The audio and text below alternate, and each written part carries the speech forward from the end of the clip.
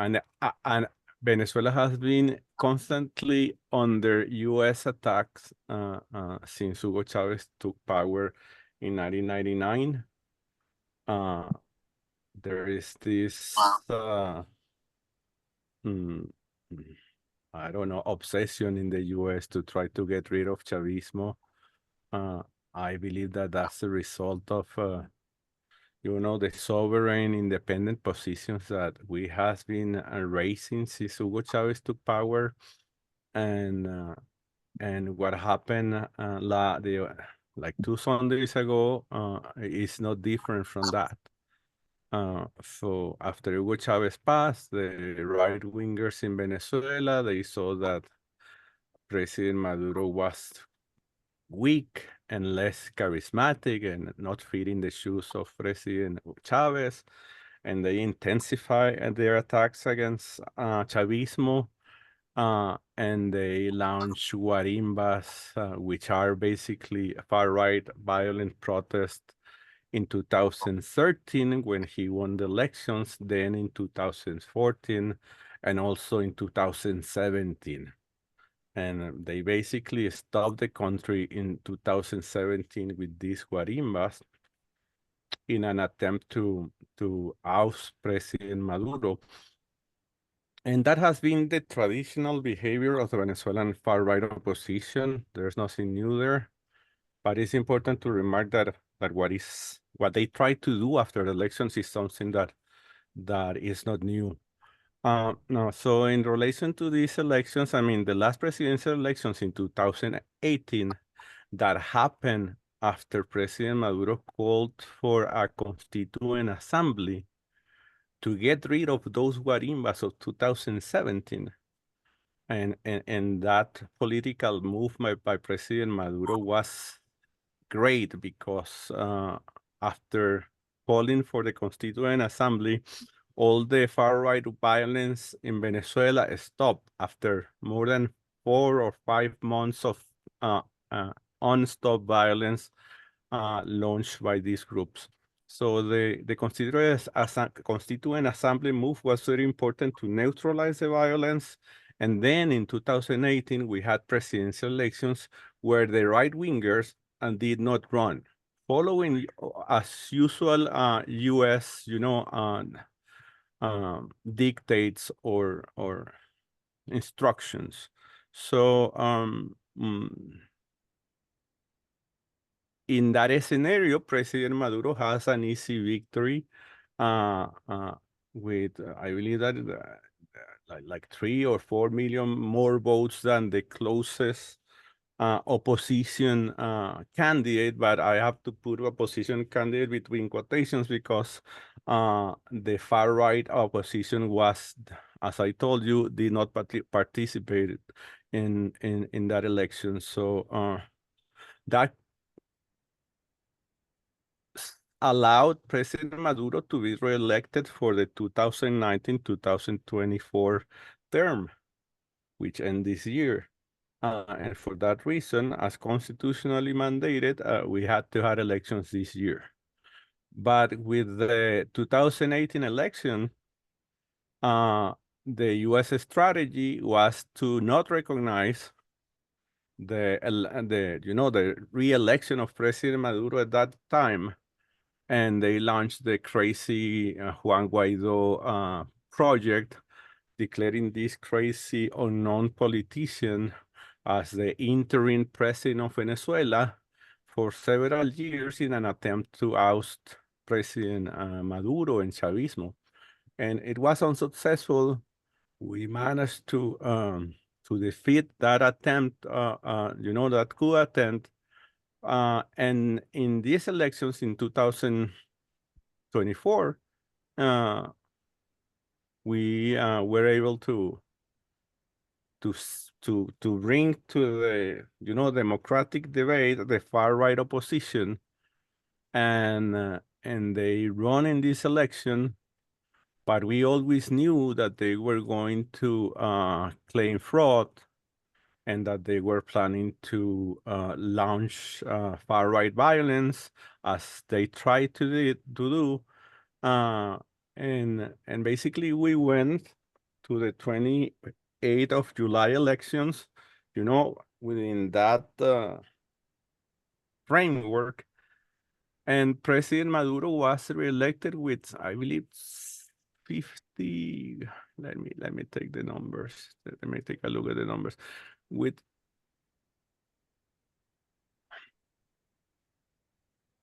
I don't have them here, but it was like 52 or 50, close to 52% of the votes. And Edmundo González, the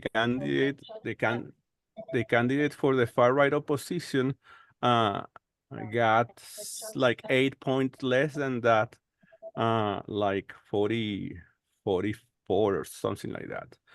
So during the moment when the Electoral Council of Venezuela announced the first results of the elections, the head of the Electoral Council says that the results were delayed a few hours because they were being affected by a cyber attack.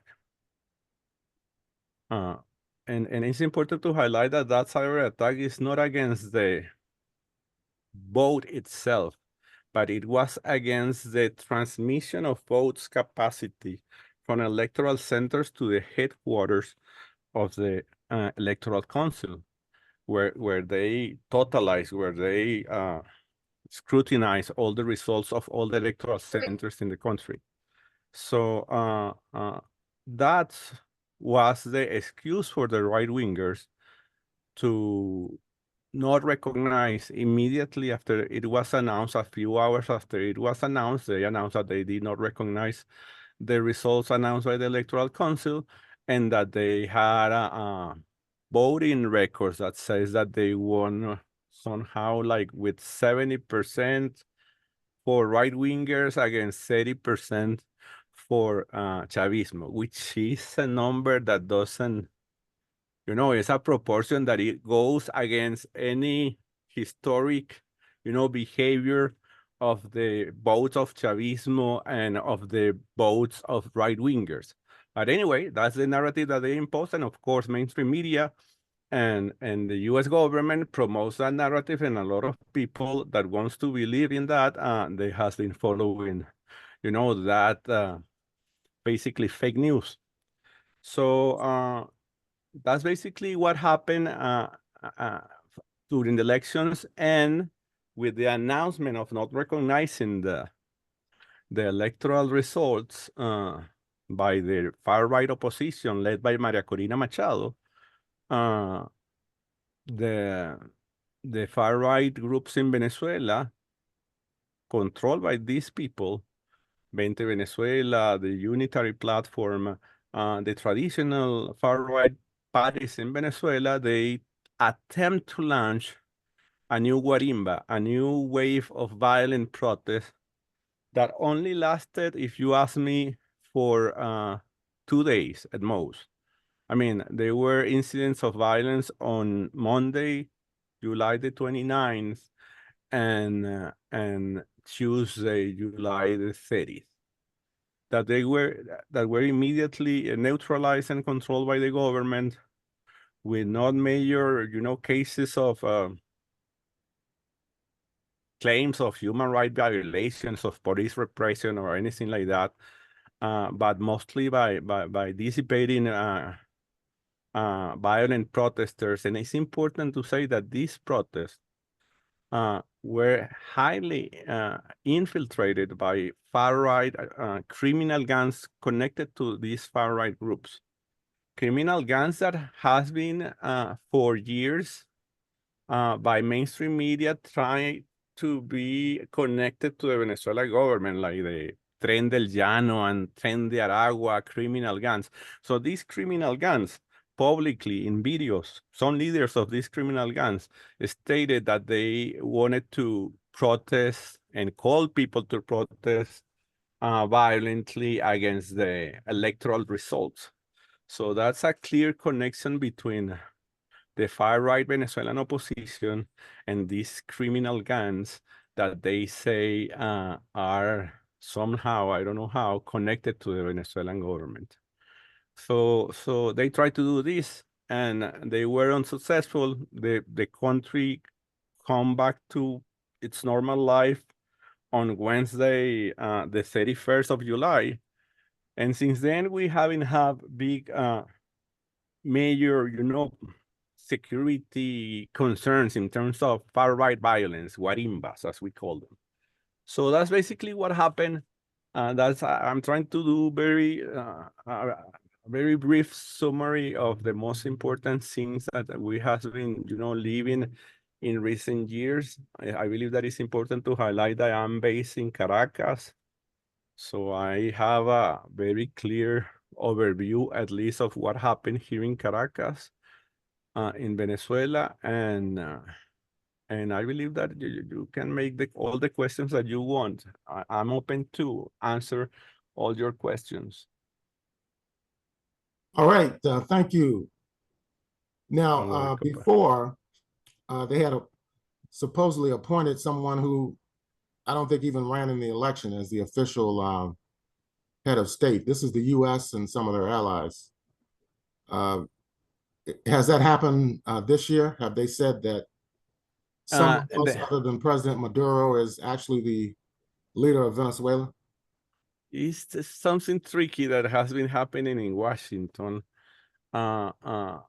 because I mean, the far right candidate was Edmundo Gonzalez, which was basically a surrogate candidate for Maria Corina Machado, a very old Venezuelan that no one knew until he was chosen by Maria Corina Machado to be her substitute because she was politically disqualified, not because of the elections as the mainstream media tries to sell you, but she was disqualified like since 2015.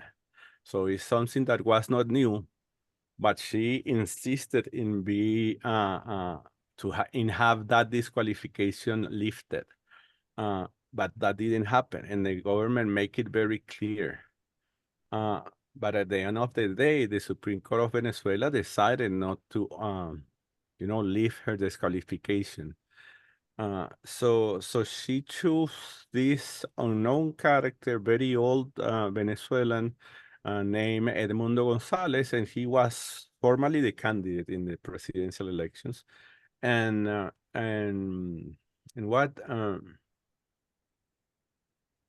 after they announced that they did not recognize the electoral results on the early morning of Monday, July the 29th,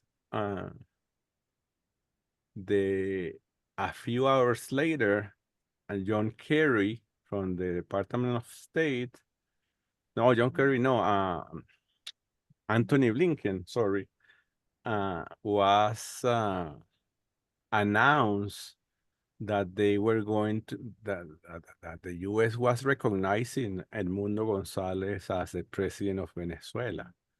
But then 1 or 2 days later, they backtracked that announcement and they say that they were monitoring very closely the elections in Venezuela. So they has been moving back and forward. I believe some people associate that backtracking to something that Maduro says in relation of,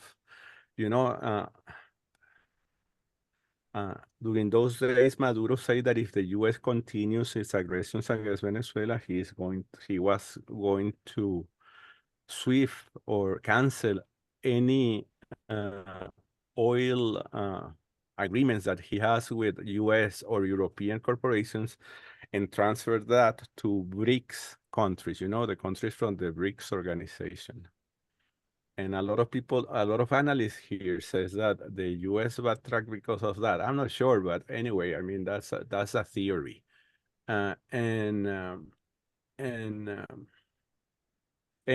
So until now, we don't know exactly if the U.S. Is going to, keep pushing the failed option of trying to impose again a new imaginary Venezuelan president. My common sense might say that should be a bad move, but the U.S., I mean, is used to show us, at least in Venezuela, that they don't follow common sense a lot of times. So I'm not sure what's going to happen. I believe that there is a big risk that the U.S. is going to keep that strategy because that strategy allows them to have control of Citgo, for example, that they rob from us using the excuse of the interim government of Juan Guaido. And also they can keep control over the gold that has been also robbed by the Bank of England and by several international bank accounts that they close and that they rob also with billions of dollars belonging to Venezuelans. So that way, if they continue with that logic, they will continue having access to those resources. And those resources are the ones that feed the Venezuelan opposition. So I won't see it. It wouldn't surprise me if they after tomorrow say that after close analysis or whatever, they are deciding to appoint in the Department of State Edmundo Gonzalez as the legitimate president of Venezuela. That I believe that that's the most reasonable scenario that I see is going to happen. But let's hope that that doesn't happen. But I'm not that optimistic at this moment in my life. So that's basically what has been happening around the idea of the, of a new interim president in Venezuela. Yeah, a couple other people have questions, but I just wanted to ask quickly. The news reports here are trying to make it appear as if the regional states, in South America, Latin America, are divided over the character of the elections, that some of the governments, particularly in South America, have sided with the U.S. on this question. And then we can take questions from, I think, Mike, Ishmael, and David. Yes. Okay. Yes, I mean, actually, they have been trying to. It's important to highlight that this cyber attack has actually affected the the release of the voting information that was traditionally released by the Electoral Council, not by publishing every single voting record, because that never happened before, but by publishing in the website of our Electoral Council all the detailed information about the results of the votes everywhere in the country. Voting poll by voting poll, electoral center by electoral center. That has been the tradition in the Venezuelan elections. And in this case, that haven't happened because of this announcement of cyber attack that the CNE, the Electoral Council, immediately in the first bulletin, made clear to the country. So this situation of the cyber attack led President Maduro to open or to file an appeal for protection of the electoral results in front of the Supreme Court. And that, in my opinion, was a very smart move by President Maduro to try to protect the results, but also to try to neutralize politically the right-wing oppositions, because he put them in the position of, if you are claiming fraud, you should go to the Supreme Court to present the records that you think support your claim of fraud. And what happened is that the Supreme Court called all presidential candidates and all political parties participating in the elections, and the electoral and the opposition candidate and the opposition parties, none of them presented any voting record of information, supporting their claim of fraud. So that says a lot about this alleged claim of fraud. But of course, we are still, and that's something that that is important to clarify. Many Venezuelans, including me, are still expecting to see the final results to be published, maybe not in the website of the Electoral Council because it is under attack, but I believe that at this point, there could be strategies to release that information, at least to the Venezuelan public in web platforms that doesn't have to put the integrity of the results at risk. But anyway, that doesn't happen. There are a lot of theories. A lot of people say that because the Supreme Court is running right now an investigation, that information cannot be made public because of, we call it in Spanish, secreto sumarial. I don't know exactly the translation for that in English, but it's like the investigation secret or whatever.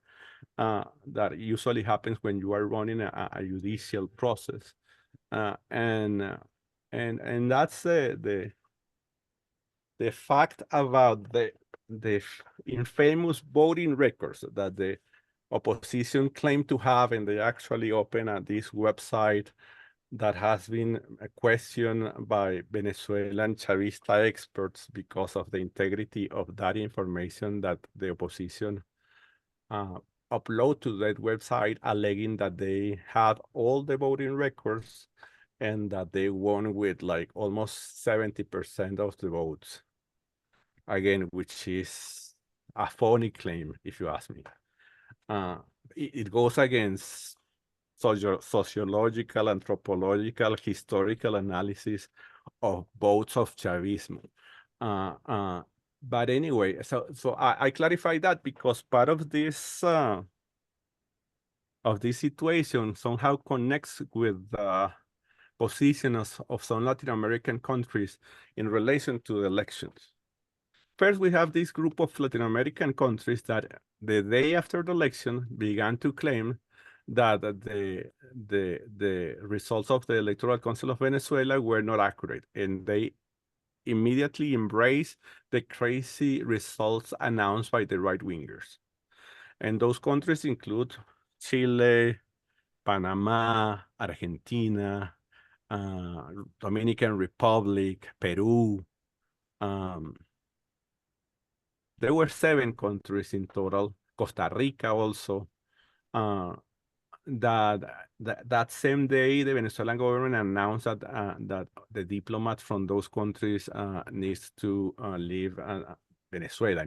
Basically, Venezuela expelled diplomats from those 7 countries just the day after the elections, which is a very drastic decision, but that I believe that it was necessary. And from the other side, it's important to highlight that all those governments are right-wing governments that are attempting to replicate something that already happened a few years ago, which was this infamous Lima group that was created also by the US government, pushing far-right Latin American governments to isolate diplomatically Venezuela. And that attempt was defeated by Chavismo after several years of diplomatic isolation against Venezuela by those government following US instructions mainly. So this Lima Group 2.0 is there, is waiting to be reborn, if you ask me. But the difference this time is that we have the presence of Mexico, Brazil, and Colombia that are saying that they prefer to see what the final decision of the Supreme Court is. But they insist also in the importance of releasing the voting records, and that's why I make the explanation of the voting records before, jumping here. And I believe that is important too, that information should be available to all Venezuelans, as it was always been the tradition, at least for the last 15 years or 20 years of Chavismo.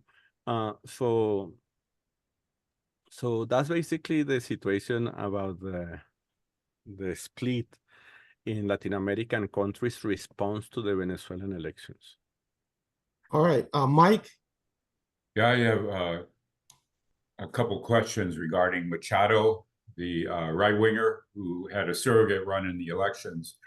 I'd be interested to know what was the basis for her disqualification in 2015. Then I have some follow-up questions. I understand that she approached Netanyahu and asked that the Israeli army intervene in Venezuela. I'm asking because I find that so hard to believe that she would do that. But I also understand that she's a hardcore Zionist. And I was wondering if you could address those questions. Yes, of course, compa. I mean, the first question was about I already forgot. I'm getting old. Oh, well, first, what was the basis for her disqualification? Exactly. Okay, let me go there. She was disqualified in 2015.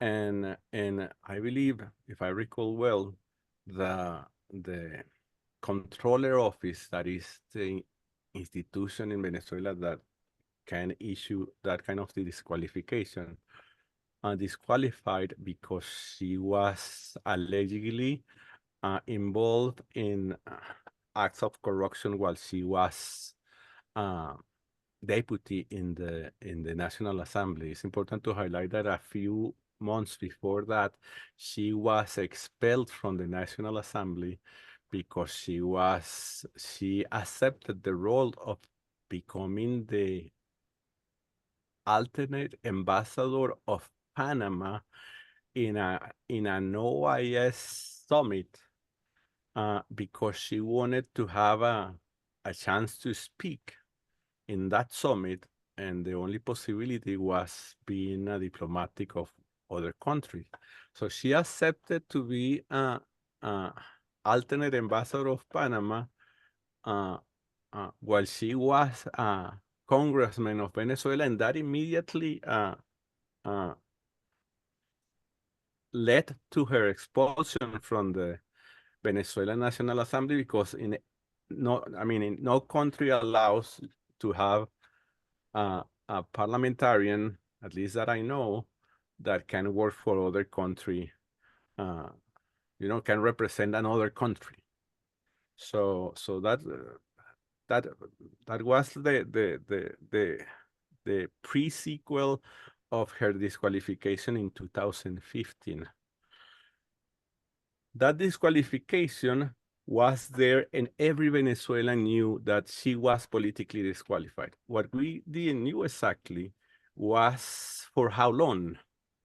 And that question was responded by the Controller Office in 2023, I believe, when a politician here introduced a request to the Controller's Office about her disqualification, and the Controller Office explained that she was disqualified in 2015 for what I told you, but that she also participated in the Guaido interim government, and she promoted and requests foreign intervention in Venezuela. So she was somehow involved in treason crimes. So somehow the Controlling Office elaborated more about her disqualification in this 2023 document that they published in relation to Maria Corina Machado disqualification. I mean, if you ask me, Maria Corina Machado, instead of being disqualified, should have been put in jail since 2015, if you ask me.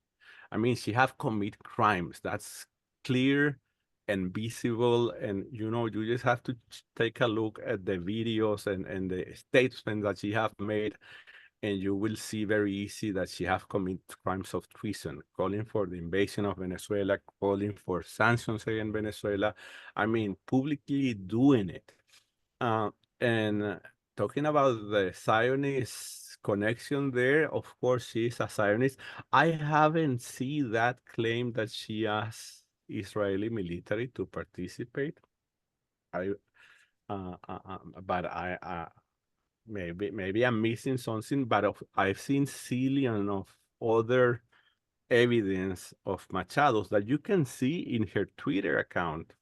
I mean, you go to Maria Corina Machado's X account and you will see, for example, a statement that she made in an interview to an Israeli TV network where she says that if she becomes the president, she will move the Venezuelan embassy from Tel Aviv to Jerusalem, which is a very clear Zionist statement following Trump's, decision, similar decision.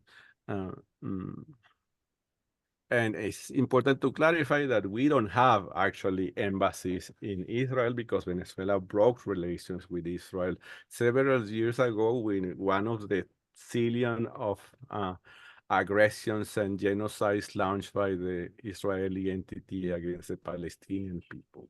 So that's one video that's very clear. She after the Al-Aqsa flood operation, she made a statement supporting Netanyahu and criticizing the bad Hamas terrorists, and all those narratives that forbid about the right of the Palestinians to resist the illegal Israeli occupation.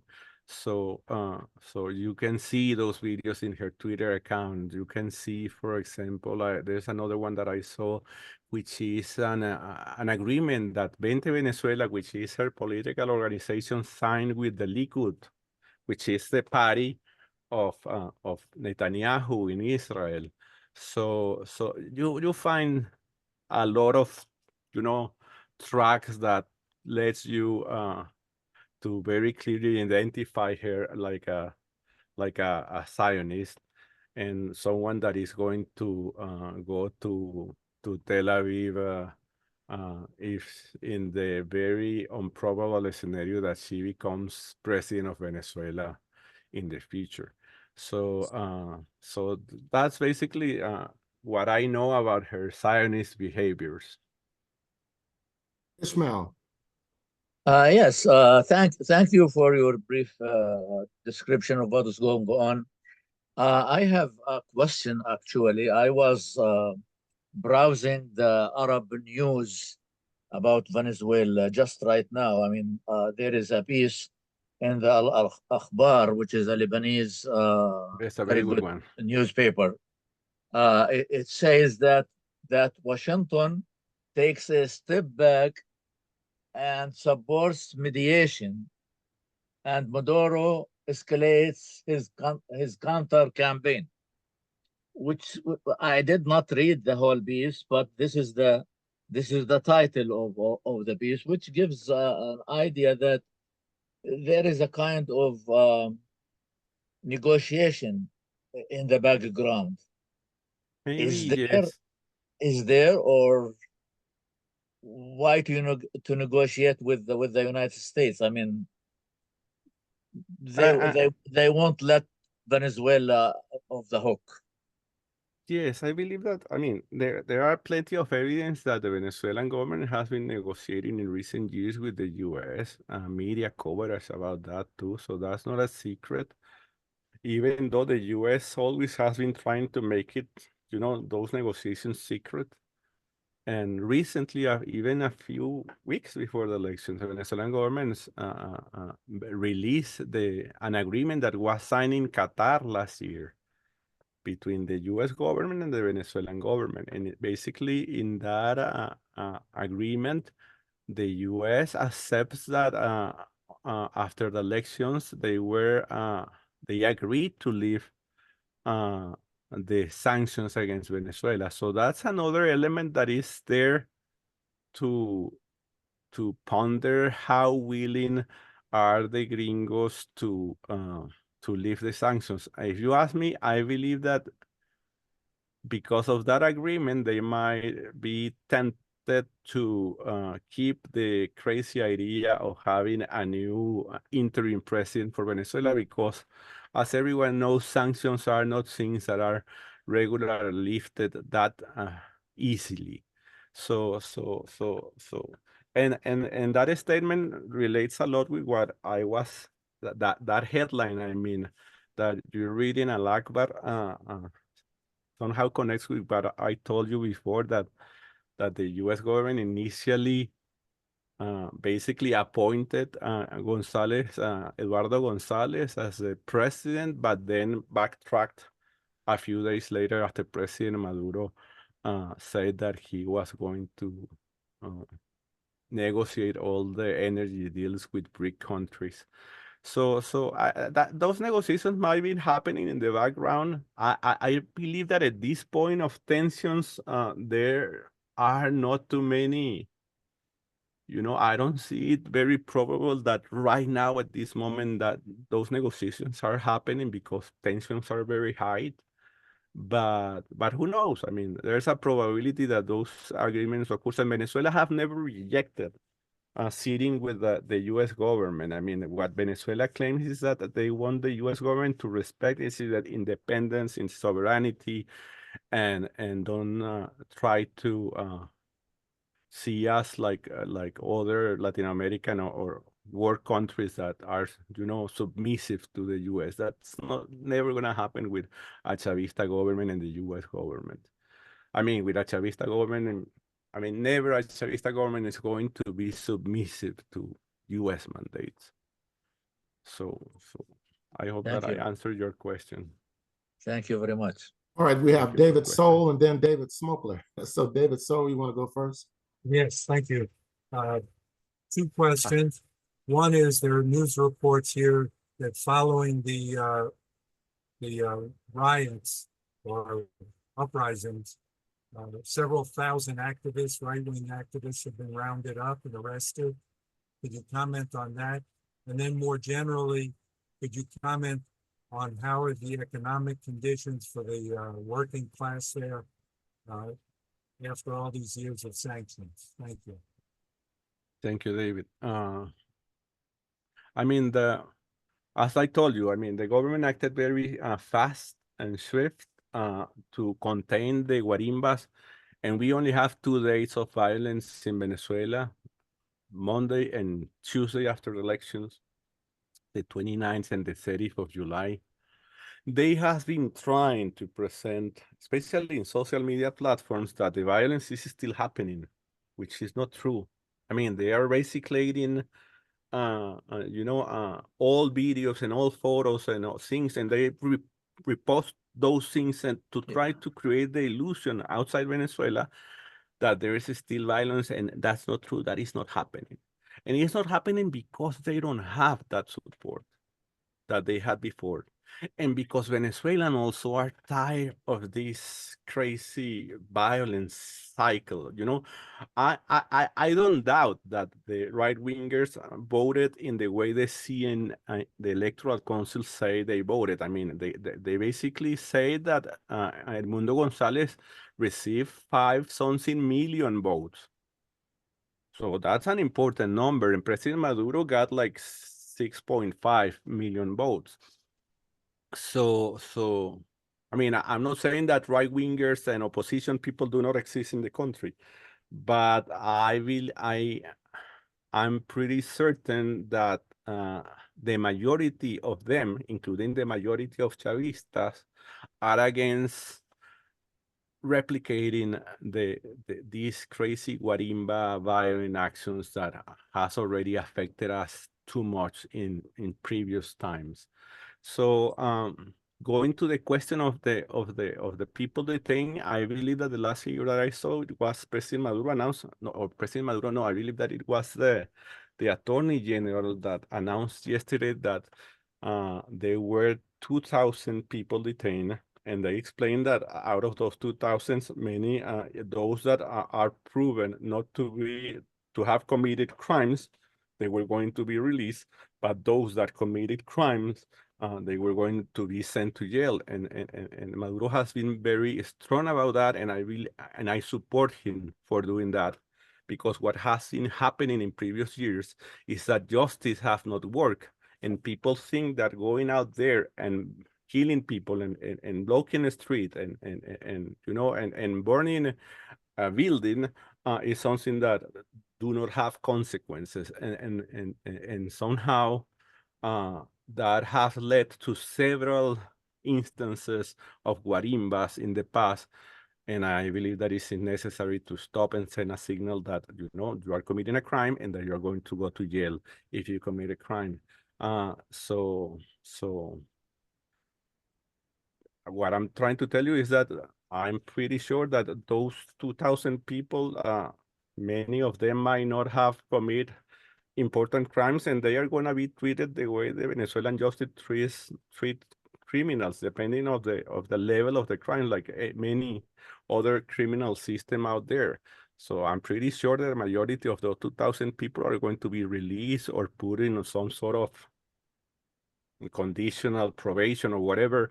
And the real criminals, the ones that committing crimes, that assassinated people, and President Maduro announced today, actually the Attorney General also today said that there were 25 people dead in those 2 days. 25 people killed, like 100, I don't remember exactly the figure, but I believe that it was almost 200 people injured, several buildings burned.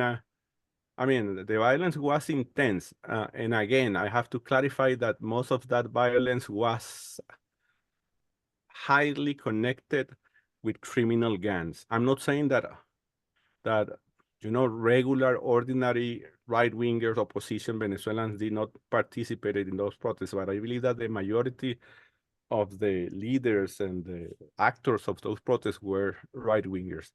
The second part of the question was about what, David? I forgot. Economic conditions under the sanctions.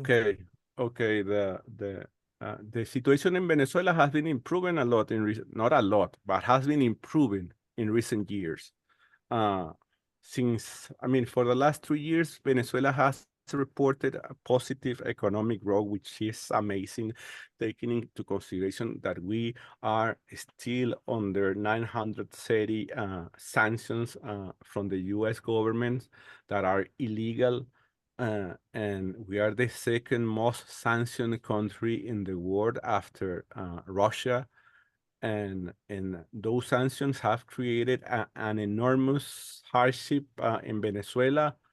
And basically, before the sanctions that began in 2019, 2020, before those sanctions, we had other set of sanctions that began in 2016, and the Venezuelan economy since 2014, 2015 went down in its GDP. I mean, its GDP shrank by 75%. That's terrible. I mean, basically, if we compare what Venezuela produced in wealth in 2013 with what we produced in 2019, it was just 1/4 of what we produced in 2013. So that gives is to give you an idea of how bad the economic situation was. Since 2020, 21 or 22, the Venezuelan economy has been recovering, and I told you for the last 3 years. So basically, since 21, we began to see economic recovery figures, and you feel that in the street. People are more optimistic these latest years because of that. The inflation has been controlled, which was something that was driving us crazy. President Maduro has been forced by these economic sanctions, by the blockade, the U.S. blockade, to take some measures that some people might consider neoliberal, as our far left compass from the Venezuelan Communist Party. But the truth is that they do not understand that Maduro was forced to take those decisions because of the terrible economic and political and international circumstances that we were facing. So the economic situation has been improving. So that's one of the elements that make me wonder how is it possible that, you know, if the economic situation has been improving for the last 3 years, the numbers that the right-wingers are trying to present to the world as electoral results can happen. I mean, they are not possible. I mean, so those are the things that make me question very hard. One of the elements that make me question very hard how is possible that the right-wingers are trying to sell that they receive 70% of the votes. So I hope that I answer your question, compa. Smokler. She's not there right now. You're muted. Smokler, you're muted. Okay. Now. We hear you. Thank you. Thank you, Moratorium Now, for this call. And hello to all my friends. I'm now living in South America. And I can say that the social media has been flooded with hate propaganda against the Venezuelan government, which has been reported in the Orinoco Tribune as well. I wanted to ask, I understand that the opposition did not supply any of its voting records to the Supreme Court, where all the other political parties that participate in the election did submit their voting records to the Supreme Court. And I'm wondering when we can expect a decision by the Supreme Court on the election. Thank you. Thank you, David. Yes, I mean, they did not provide the voting records. All the political parties, even the Electoral Council of Venezuela, provided already all the records to the Supreme Court. So I'm not sure when I haven't read a date. I really believe that that's something that should happen soon, but even though my work in Orinoco Tribune is precisely to find out information here and there, I haven't seen yet any clear reference to a deadline for the investigation to finish. I hope that that investigation finish soon. It is basically something very easy to, I believe, to check. I mean, because those are voting records, those are, you know, those are electronic files that should be easily verified and contrast with the information provided by the different parties and the different political parties. I mean, and compare them with the files provided by the Electoral Council. So I believe that is something that shouldn't take too long, but who knows? I'm among those that thinks that the sooner the better, because even in that initiative that was launched by Brazil, Mexico, and Colombia that has been trying to have a different stand from what the U.S. government is trying to push. Those countries, those presidents have requested the voting records to be released. So I mean, I believe that it's gonna be good for the Venezuelans, that we as Venezuelans, as voters, want to see, even the Chavistas, we want to see how the election behaved in every voting center in the country, as we are used to see. And that is one of the strengths of our electoral system, because not only the integrity of the vote is very hard to be affected, or I don't know the word in English, but for us it's very important that after every election process finish, every single Venezuelan, but also the witnesses of political parties in every single voting center in the country can witness the totalizing, the scrutiny of the votes, the counting of the votes.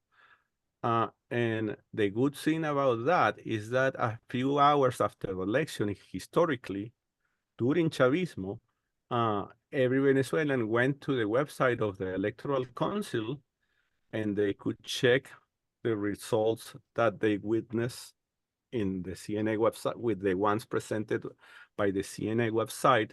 And that was an excellent tool to verify that the elections were really transparent.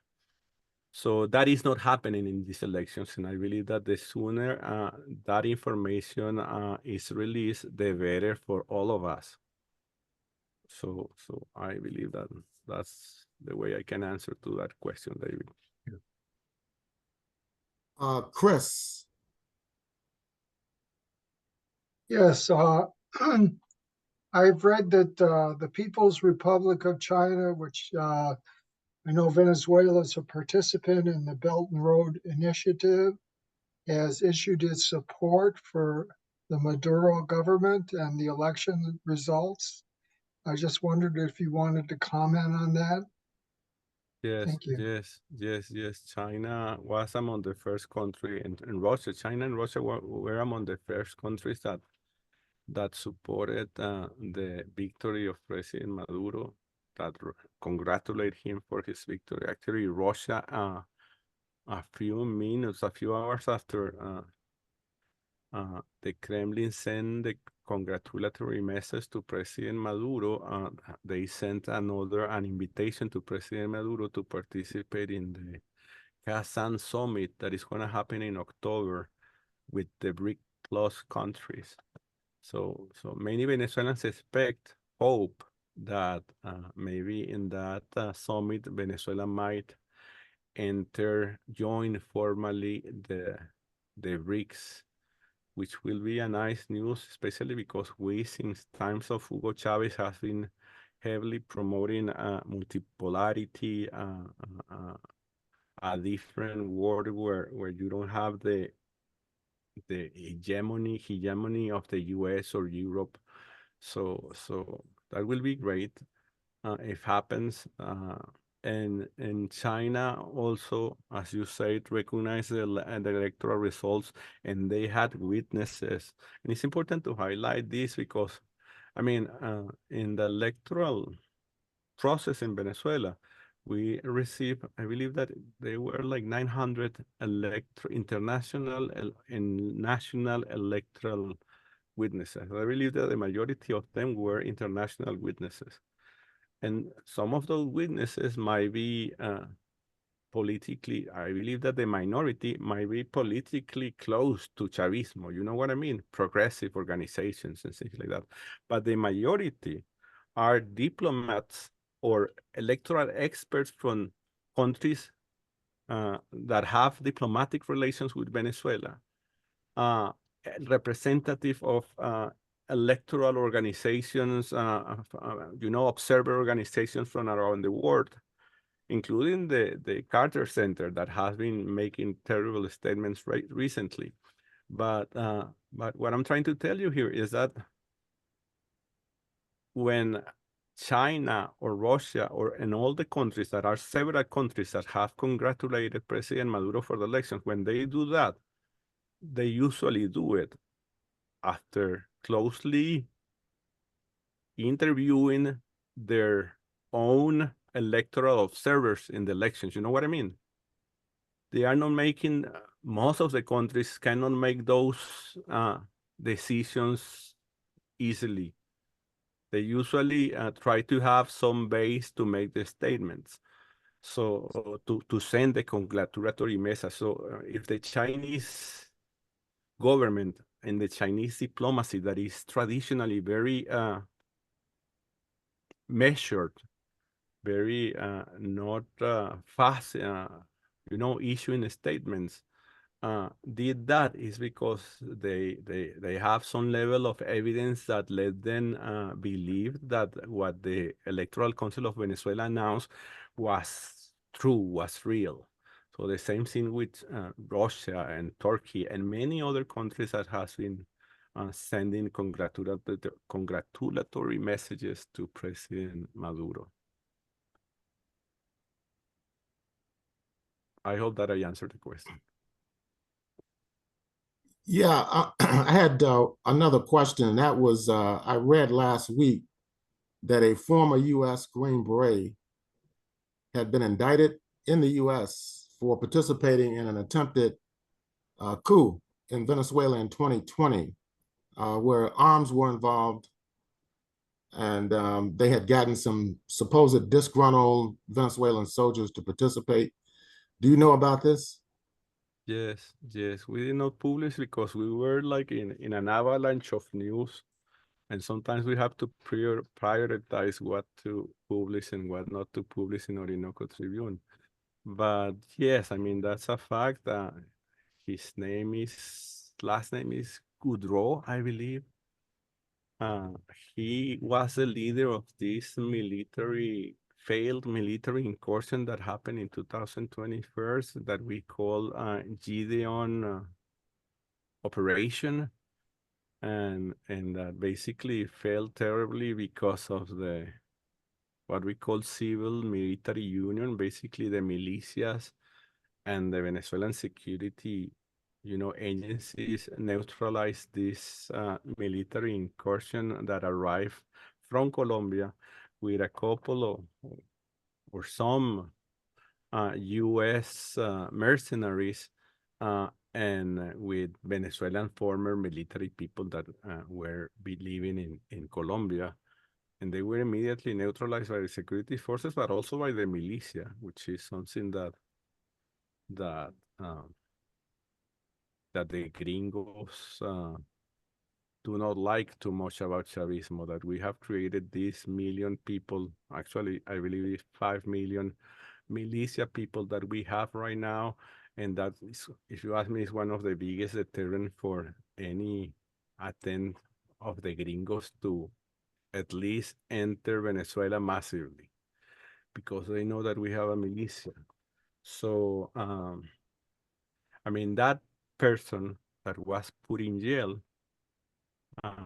was for several years under a trial, and they finally declared him guilty of, I believe it was traffic of arms, because they were the ones that sent the weapons from the U.S. to Colombia, and then to those mercenaries that wanted to invade Venezuela and kill President Maduro and capture him to receive this bounty that the U.S. Department of Justice housed on the head of President Maduro and several Venezuelan Chavista leaders.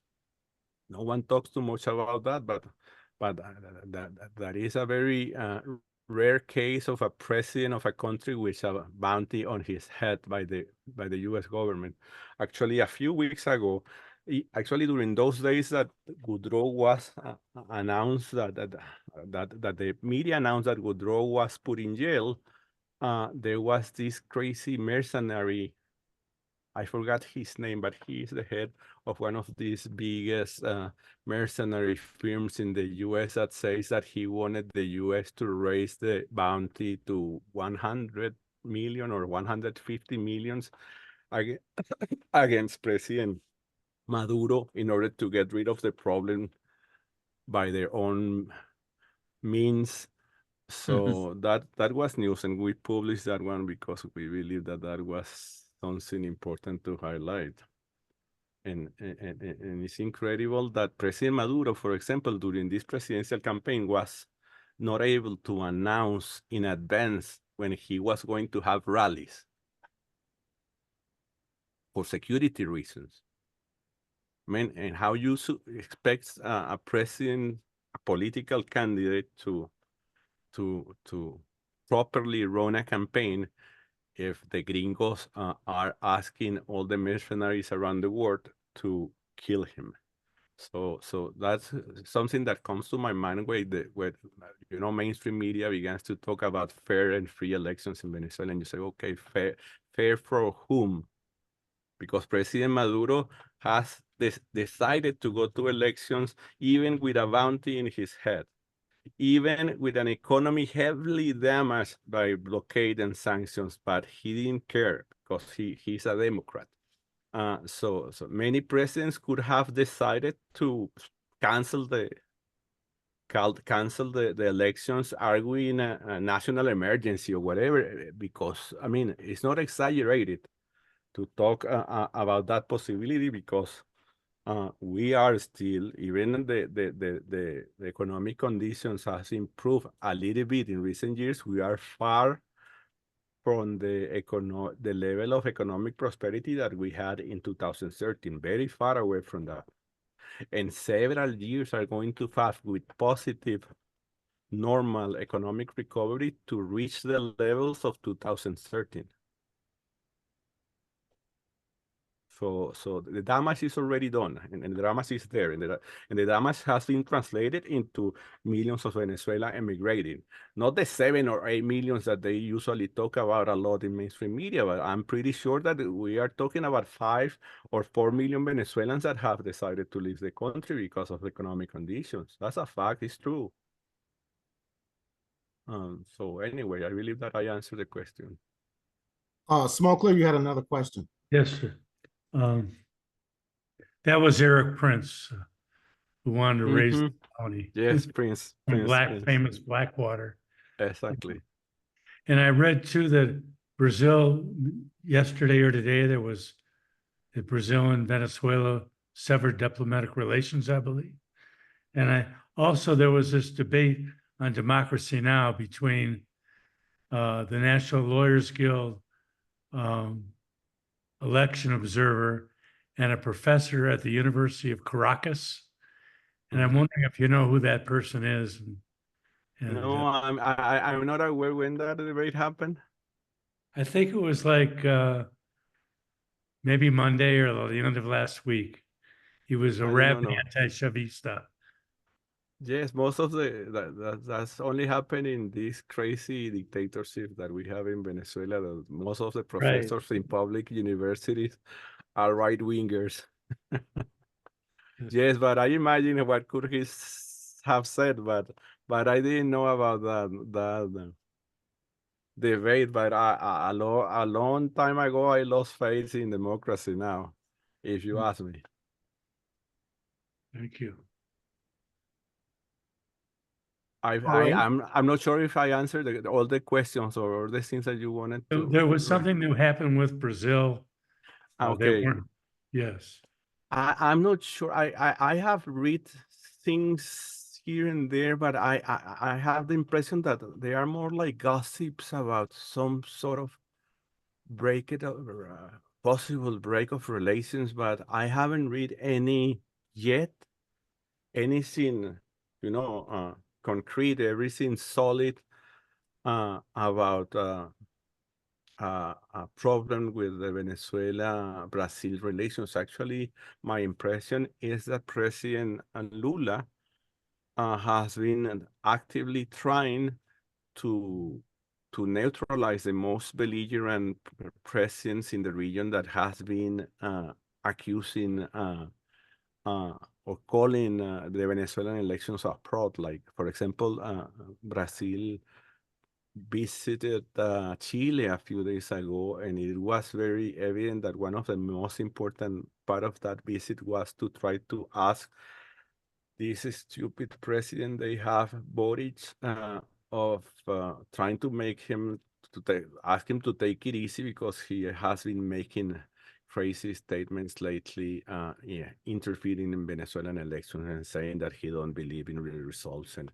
basically being the best U.S. puppet in the region these last weeks.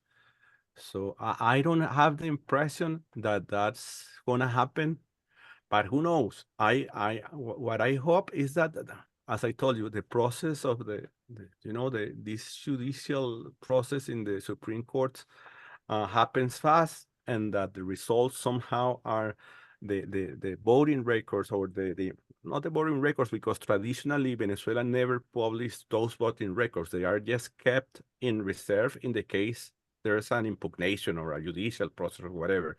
But those voting records never has been made public.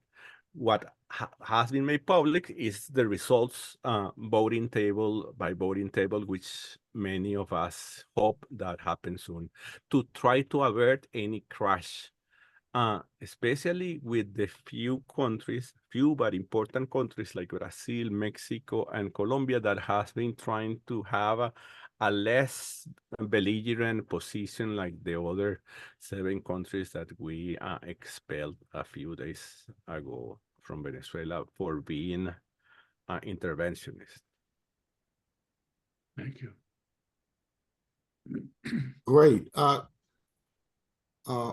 Would you like to give out where people can read Orinoco Tribune, where they can access it? Yes, Compass. I mean, our website is very easy to find. It's Orinoco, like the river, which is one of the largest rivers in the continent. OrinocoTribune.com. I'm gonna put it in the chat just in case. Let me write it down here. Great. We have our website, but we also have presence in most social media platforms. I mean, we try to using automated services to republish everything that we publish in the website in social media platforms. The most important ones, at least the ones with more followers, are Instagram, Facebook, and Twitter. But I'm pretty sure that we are shadow bound by those social media platforms because it's not false modesty.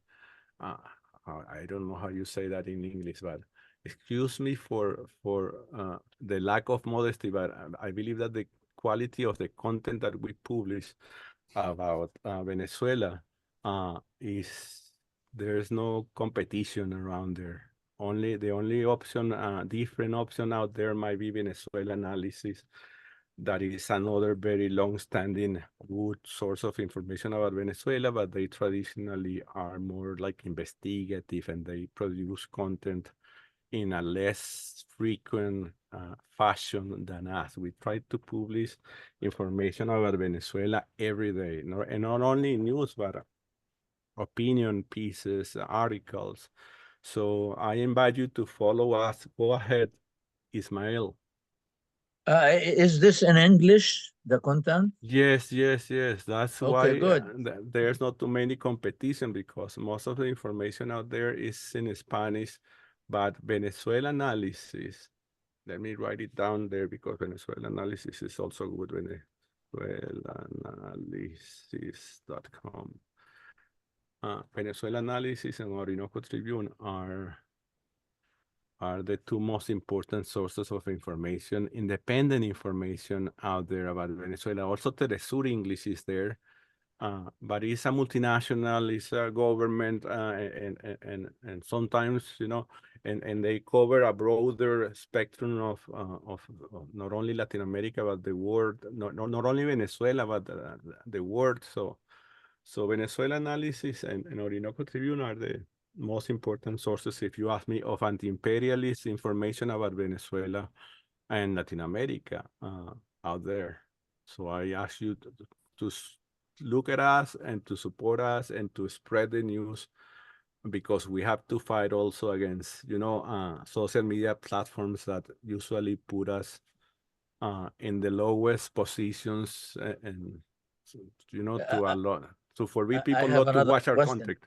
Go ahead. Yes, go ahead. You did not mention anything about Cuba. Cuba has been very active, also supporting the re-election of President Maduro. Yes, I mean, and actually today I believe I read a nice tweet by President Diaz-Canel.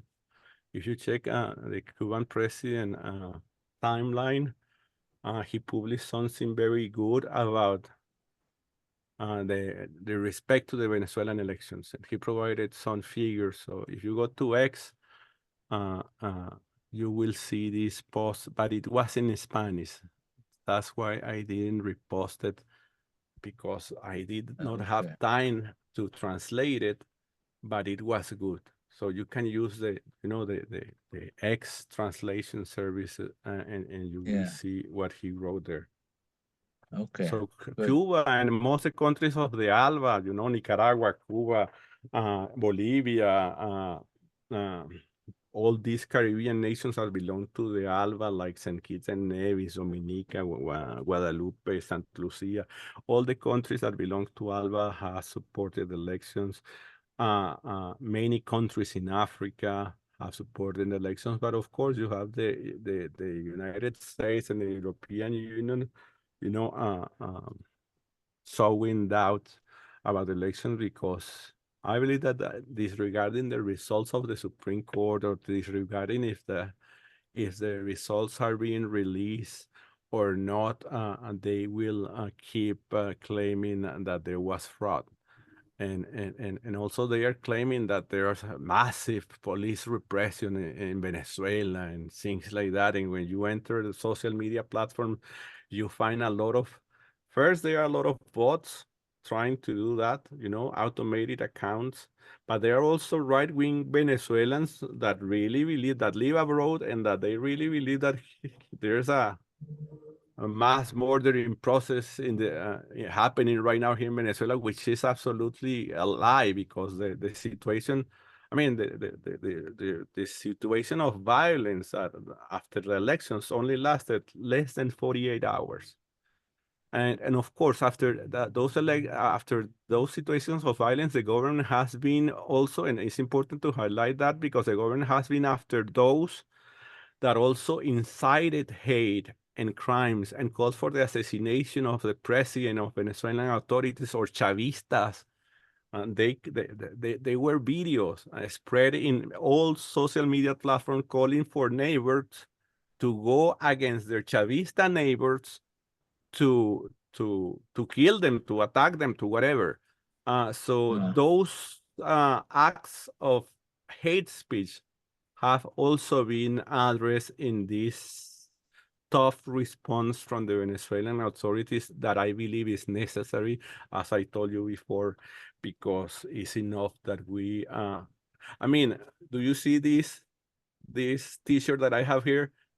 I cannot go outside my house with this t-shirt, because I don't want to have someone screaming at me or something like that. So that gives you an idea on how bad this crazy Chavista, this dictatorship works. You know what I mean? I'm being sarcastic. So that those things happen, and it's enough that we as Chavistas are the ones that most of the time pay the price for the right-wing violence. And then they claim that the deaths are theirs. You know what I mean? Yes, That yes. the victims of violence are poor Venezuelan right-wingers that were protesting in the streets or something like that. So we are tired of that, and I hope that since now and today, President Maduro also announced that the government is going to ask. He actually asked the Venezuelan parliament to act fast to pass laws to regulate social media platforms, and I believe that that's necessary. As you might know, President Maduro suspended X in Venezuela, which is not good for our work in Orinoco Tribune, but I mean, we understand that it's necessary, because Elon Musk was tweeting any amount of lies about Venezuela for several days. He dedicated himself to spread videos and photos, many of them fake videos and distorted reality posts, incentivizing and encouraging, calling for more violence in Venezuela. And I believe that those things have to be controlled, because social media platform has been taken advantage of their,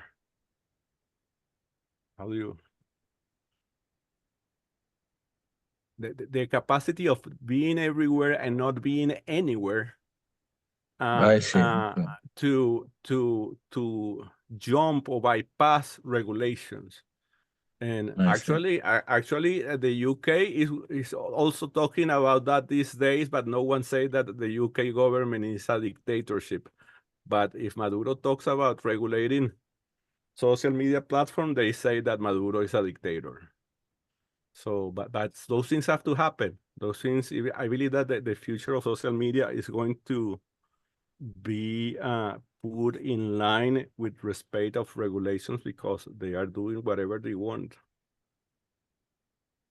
That this is not this might be not good for free speech or whatever, maybe, but sometimes free speech cannot be put above life, cannot be put above security, the right to peace, Yeah.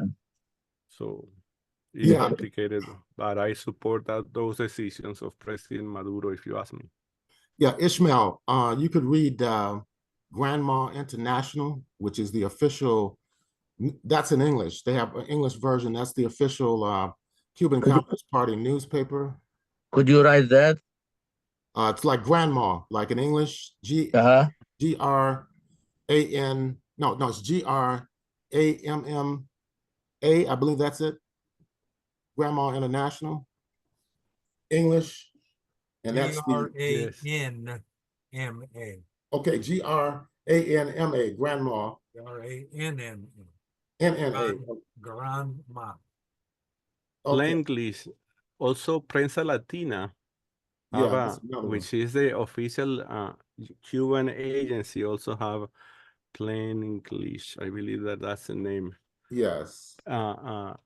It's another good source of information in English, similar to Telesur somehow, if you ask me, and very connected to Telesur too. Yeah, Telesur English.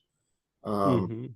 Yeah, but they've run articles about Venezuela, guarding against interference in their internal affairs. Smokler, very quickly, we only have about 2 minutes. If you wanted Just to. quickly, here in my country, where there's about 500,000, I understand, Venezuelan immigrants who have friends, young people here who are friends with them. The hate on social media is tremendous. They're very, from what I'm hearing from some people that I know, all these things about dictatorship and fascists and all that seems to be coming on social media here among the emigres and their friends. And where is your country? Ecuador. He's in Ecuador. Ecuador, okay. Because you didn't mention it. Yes. David is in Ecuador right now. Okay, well, we want to thank Jesus. Thank you, And, compas. it's good to thank talk you. to you again. When you were in Chicago, you would often visit Detroit and do seminars. Yes, So it's good to David. see you and talk to you again. You too, compas. Remember that I'm here and count with Orinoco Tribune if we can be of help, in anything you are doing out there also, because Thank you. I believe that Thank you. also something is needed to happen in the US to Really? change Oh, yeah. the status quo. That is not good. Yeah, Elon Musk is interviewing Donald Trump tonight. Okay. X, so That will knows where he's be coming from. nice to see. Un abrazo, compas. He was stirring up trouble in Great Britain, as you mentioned earlier. He among the racists. Yes. Yeah. Yes. Bye-bye, compas. Un Bye-bye. abrazo from Caracas. Be safe. Well, thank you so much again. And Thank you, everybody. for coming.